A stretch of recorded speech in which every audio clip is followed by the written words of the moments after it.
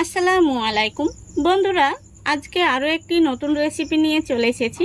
তো আজকে আমি আপনাদের সঙ্গে শেয়ার করব উনুন এবং কলাপাতা ছাড়াই প্রেসার কুকারে তালের পোড়া পিঠা। এই পোড়া পিঠা বানাতে গেলে আমাদের কলাপাতার প্রয়োজন হয়, তবে আজকে আমি যেভাবে বানিয়ে দেখাবো এইভাবে বানালে কলাপাতা ছাড়াই খুবই সহজে প্রেসার কুকারে আপনারা যে কেউ পোড়া পিঠা বানিয়ে নিতে পারবেন, তাও আবার গ্যাসের চুলায়।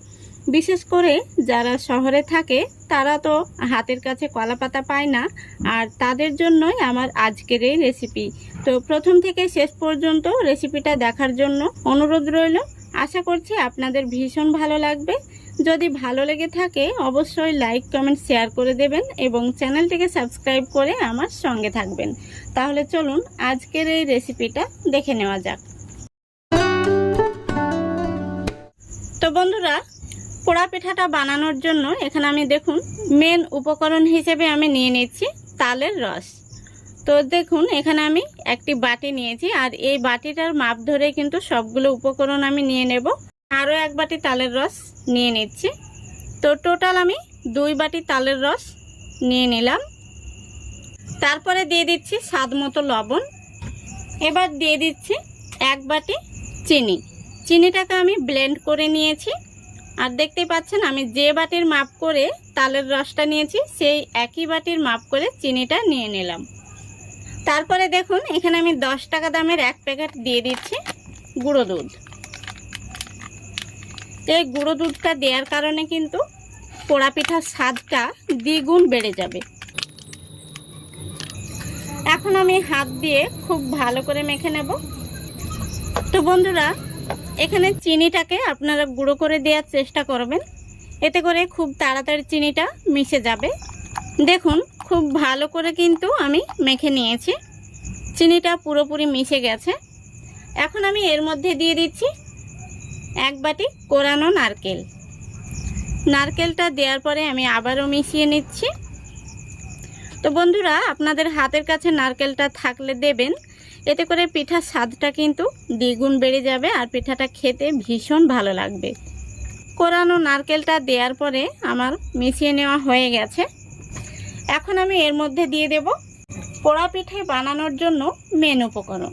তো এখানে আমি আতপ চালের গুঁড়ো নিয়েছি, আর এই আতপ চালটাকে আমি 2 ঘন্টা ভিজিয়ে তারপরে জলটাকে ঝরিয়ে 75% মতো আমি ব্লেন্ড করে নিয়েছি। তো খুব বেশি মিহি করলে কিন্তু এই পিঠাটা খেতে ভালো লাগবে না, একটু দানা দানা রেখে ব্লেন্ড করে নিতে হবে। দেখতেই পাচ্ছেন আমি একটু দানা দানা রেখেছি। তো এখন আমি যে বাটির মাপ করে সবগুলো উপকরণ নিয়েছি এই একই বাটির মাপ করে প্রথমত 2 বাটি দিয়ে দেব চালের গুঁড়ো। আপনারা চাইলে শুকনো চালের গুঁড়ো যেটা বাজারে কিনতে পাওয়া যায় সেটা দিয়েও বানাতে পারবেন। প্রথমত আমি 2 বাটি দিলাম, লাগলে পরে আমি আবার দিয়ে নেব আর সেটাও আপনাদের সঙ্গে শেয়ার করব। তো এখন আমি আবারও হাত দিয়ে খুব ভালো করে মেখে নেব। তো বন্ধুরা দেখুন ব্যাটারটা কিন্তু একটু নরম নরম মনে হচ্ছে, আর পোড়া পিঠের ব্যাটারটা কিন্তু এর চাইতে আরও একটু ঘন হবে। তো সেই জন্য এখানে আমি আরও 1/2 বাটি মতো দিয়ে দেব চালের গুঁড়ো। এই যে দেখুন আমি 1/2 বাটি নিয়েছি।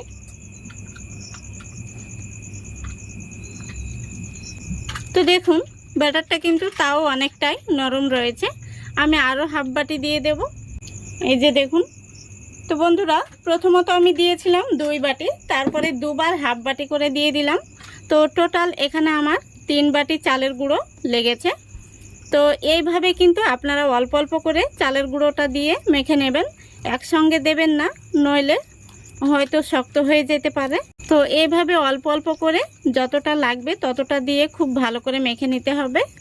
এবার কিন্তু আমাদের পোড়া পিঠার ব্যাটারটা একদম রেডি।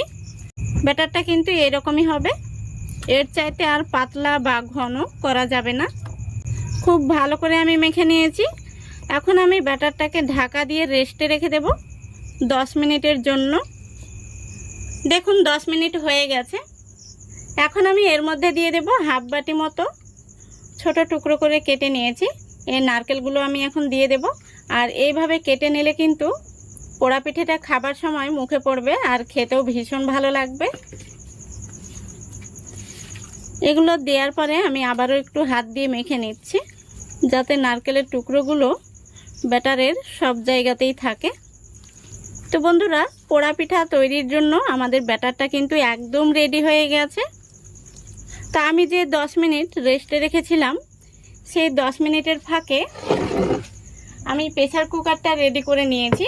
তো প্রেসার কুকারটাকে আমি গ্যাসটা জ্বালিয়ে একটু গরম করে নিয়েছি। তারপরে এর মধ্যে আমি 1 টেবিল চামচ মতো সাদা তেল ব্রাশ করে নিয়েছি। এখন আমি এই প্রেসার কুকারের মধ্যে পোড়া পিঠার মিশ্রণটি দিয়ে দেব। খুব ভালো করে এইভাবে সেট করে নিতে হবে। দেখতেই পাচ্ছেন আমি কিভাবে হাত দিয়ে সমান করে নিচ্ছি। এখন আমি একটি ব্রাশ নিয়েছি, এই ব্রাশ দিয়ে উপরটা একটু সমান করে নেব। তো ব্রাশের গায়ে যেহেতু তেল লাগানো রয়েছে, তাই ব্রাশের গায়ে কিন্তু এই ব্যাটারটা লাগবে না। দেখুন খুব সুন্দরভাবে আমি সমান করে নিয়েছি।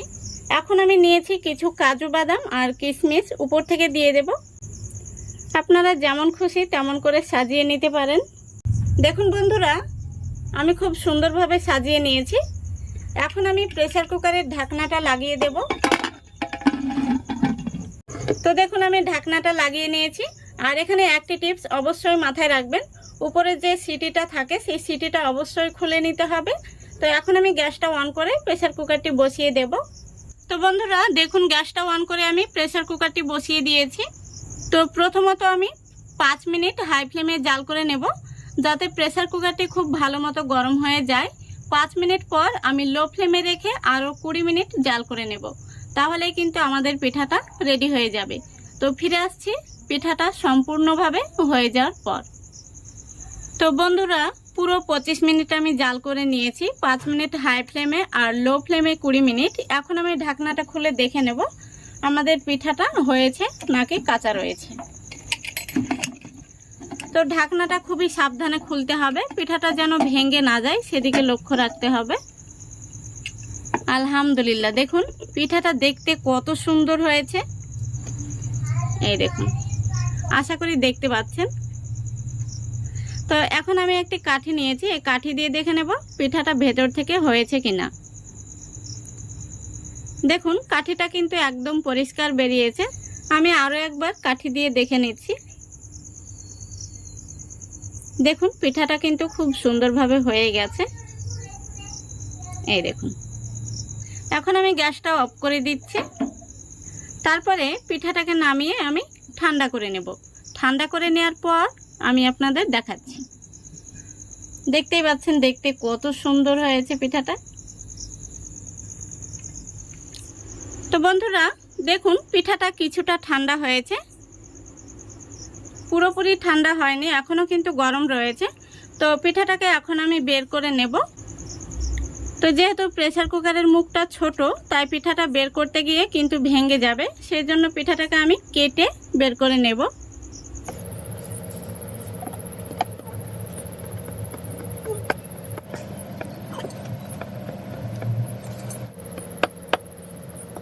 পিঠাটা আমি কেটে নিয়েছি, এখন আমি বের করে নেব। দেখুন বন্ধুরা পিঠাটাকে আমি বের করে নিয়েছি, আর দেখতে কত সুন্দর হয়েছে দেখুন। তো বন্ধুরা কলা পাতা ছাড়াও যে এত সুন্দরভাবে পোড়া পিঠা বানানো যায়, আপনারা না দেখলে কিন্তু বিশ্বাসই করতে পারবেন না। তো যারা শহরে থাকেন তারা কিন্তু খুবই সহজে এইভাবে গ্যাসের চুলায় প্রেসার কুকারে পোড়া পিঠা বানিয়ে খেতে পারবেন। এই পিঠাটা খেতে কিন্তু ভীষণ মজার হয়, একবার খেলে বারবার মন খেতে চাইবে। তো এখন আমি পিঠাটাকে আরও একবার এইভাবে কেটে নিচ্ছি। সম্পূর্ণ পিঠাটা আমি কেটে নিয়েছি। এখন আমি একটা পিস আপনাদের তুলে দেখাচ্ছি, কত সুন্দর হয়েছে দেখুন। এই দেখুন, তো এই পিঠাটা খেতে কিন্তু ভীষণ ভালো লাগে, আর বাচ্চা থেকে বড় সবাই কিন্তু খুবই পছন্দ করবে। তো কলা পাতা ছাড়া এবং উনুন ছাড়াই যে গ্যাসের চুলায় প্রেসার কুকারে এত সুন্দর পোড়া পিঠা বানানো যায়, আপনারা না দেখলে কিন্তু বিশ্বাসই করতে পারতেন না। তো আজকের পর থেকে আমার এই রেসিপি দেখার পরে কিন্তু আপনাদের আর কোনো রকম অসুবিধাই হবে না। কলা পাতা ছাড়াই খুবই সহজে প্রেসার কুকারে এই পোড়া পিঠাটা বানিয়ে নিতে পারবেন। আর বিশেষ করে যারা শহরে থাকেন তারাও কিন্তু এইভাবে পোড়া পিঠা বানিয়ে খেতে পারবেন, ভীষণ ভালো লাগে। এই পিঠাটা একবার খেলে কিন্তু বারবার খেতে মন চাইবে। তো আশা করছি আজকের এই রেসিপিটা আপনাদের ভালো লেগেছে। যদি ভালো লেগে থাকে অবশ্যই লাইক কমেন্ট শেয়ার করে দেবেন এবং চ্যানেলটিকে সাবস্ক্রাইব করে অল নোটিফিকেশানটি অন করে সঙ্গে থাকবেন। আজকের মতো এখানেই বিদায় নিচ্ছি। সবাই ভালো থাকবেন, সুস্থ থাকবেন। খোদা হাফেজ।